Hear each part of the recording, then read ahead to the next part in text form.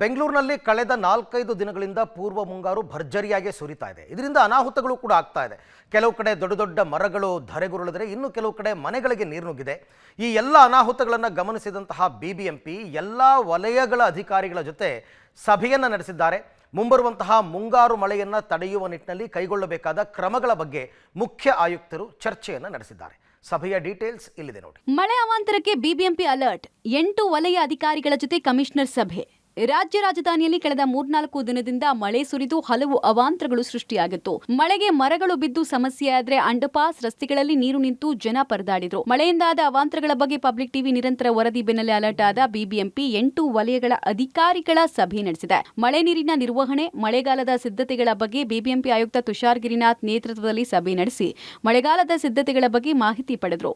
ಸದ್ಯ ಬೆಂಗಳೂರಿನ ಕೆಲ ಏರಿಯಾಗಳಲ್ಲಿ ಹೆಚ್ಚು ಮಳೆಯಾಗಿದ್ದು ಇದುವರೆಗೂ ಸುಮಾರು 150 ಕಡೆ ನೀರು ನಿಂತು ಸಮಸ್ಯೆಯಾಗಿದೆ. ಅಲ್ಲದೆ 325 ಕಡೆ ಮರಗಳು ಧರೆಗೆ ಉರುಳಿದ್ದು ಪಾಲಿಕೆ ವತಿಯಿಂದ 320 ಮರಗಳನ್ನು ತೆರವು ಮಾಡಲಾಗಿದೆ ಅಂತ ಮಾಹಿತಿ ಕೊಟ್ಟರು. ಮಳೆಯಿಂದ ಆಗೋ ಅನಾಹುತಗಳನ್ನು ತಡೆಯೋದಕ್ಕೆ ಪ್ರತಿ ವಾರ್ಡ್ಗೆ 30 ಲಕ್ಷ ಮೀಸಲಿಟ್ಟಿದ್ದೀವಿ. ಅಲ್ಲದೆ ಬ್ರಾಂಡ್ ಬೆಂಗಳೂರಿನ ಅಡಿಯಲ್ಲಿ 10 ಕೋಟಿ ಮೀಸಲಿಟ್ಟಿದ್ದೀವಿ.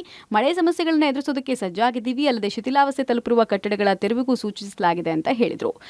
4-5 ದಿವಸ ಸತತವಾಗಿ ಮಳೆಯಿಂದ ಬಾಧಿತ ಆಗಿರುವ ಟೋಟಲ್ ಎಲ್ಲಿ ಫ್ಲಡಿಂಗ್ ಆಯಿತು ಅಂತ ನೋಡಿದರೆ 196 ಕಡೆಗೆ ಆಗಿದೆ. ದೊಡ್ಡ ಮರ ಏನಿದೆ 9 ಮರ ಬಿದ್ದಿದ್ದು ಇನ್ನೂ ನಾವು ಟ್ಯಾಕಲ್ ಮಾಡಿಲ್ಲ, ಇವತ್ತು ಮಾಡ್ತಾಯಿದ್ದೀವಿ.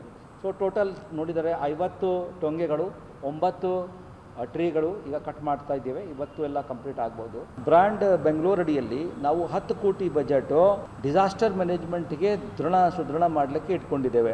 ತಗ್ಗು ಪ್ರದೇಶಗಳ ಮನೆಗಳಿಗೆ ನೀರು ನುಗ್ತಾ ಇದ್ದು ಅಂತ ಪ್ರದೇಶಗಳ ಬಗ್ಗೆ ಅಧಿಕಾರಿಗಳು ಅಲರ್ಟ್ ಆಗೋಕೆ ಸೂಚಿಸಿದ್ದಾರೆ. ಒಳಚರಂಡಿ, ರಾಜಕಾಲುವೆ ಹೂಳೆತ್ತಿ ನೀರು ಸರಾಗವಾಗಿ ಹರಿಯೋದಕ್ಕೆ ಸಹಕಾರಿ ಆಗುವಂತೆ ಕ್ರಮಕ್ಕೆ ಚಿಂತಿಸಿದ್ದಾರೆ. ಇನ್ನು ವಲಯವಾರು ಕಂಟ್ರೋಲ್ ರೂಮ್ ಓಪನ್ ಮಾಡಿದ್ದು ಜನ ಸಹಾಯವಾಣಿಗೆ ದೂರು ನೀಡಬಹುದಾಗಿದೆ. ಕಮಿಷನರ್ ಮೀಟಿಂಗ್ ಮಾಡಿ ಅವರು ಅಲ್ಲಿ ಟ್ಯಾಕಲ್ ಮಾಡ್ತಾ ಬರ್ತಾ ಇದ್ದಾರೆ. ಸಬ್ ಡಿವಿಷನ್ ಮಟ್ಟದಲ್ಲಿ ಕೂಡ ವ್ಯವಸ್ಥೆ ಆಗಿದೆ. ಕಂಟ್ರೋಲ್ ರೂಮ್ ಎಲ್ಲ ಸ್ಥಾಪನೆ ಆಗಿದೆ. ತಮ್ಮೆಲ್ಲರಿಗೂ ಮಾಹಿತಿ ನೀಡಲಾಗಿದೆ. 24/7 ತಾವು ಅದರಲ್ಲಿ ಫೋನ್ ಮಾಡಬಹುದು.